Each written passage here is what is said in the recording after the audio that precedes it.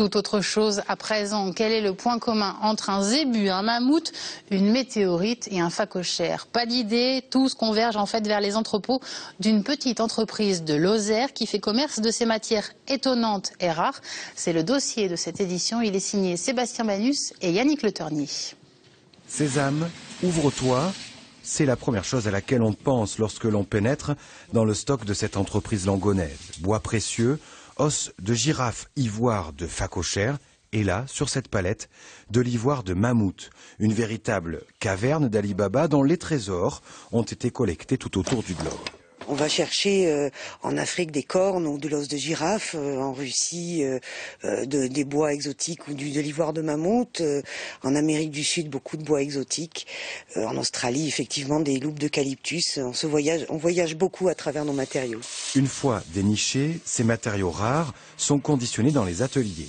Par exemple, après des milliers d'années passées dans les terres gelées de Sibérie, ce morceau de défense de mammouth est délicatement poli.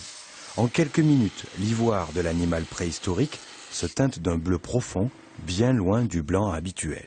L'ivoire c'est blanc, l'intérieur comme vous pouvez voir est blanc, mais l'extérieur, là où ça a été pris dans les glaces, a différentes teintes. Ça peut aller du bleu au marron, au vert.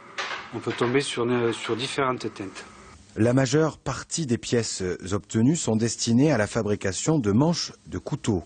Mais avec le ralentissement de ce marché, Mercorne s'est diversifié.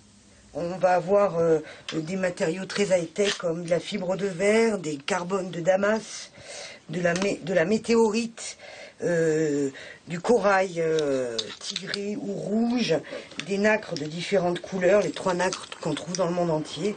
De l'ivoire de mammouth à la météorite, le catalogue de Mercorne compte plus de 300 références aujourd'hui. Un véritable inventaire à la Prévert qui a séduit bien au-delà de l'Aïol et de Thiers. À la base, c'est toujours pour les couteliers, puisqu'on s'assoit sur notre clientèle que nous avons. Et donc, nous allons faire des recherches, effectivement, pour toujours apporter des nouveaux matériaux à nos clients. Mais il est effectif que ces procédés nous permettent d'accéder à d'autres clientèles. Aujourd'hui, on travaille également avec des architectes d'intérieur, avec toutes sortes de gens qui sont intéressés par nos procédés assez innovants. Italie, Allemagne, France, Mercorne fournit les plus grands couteliers d'Europe.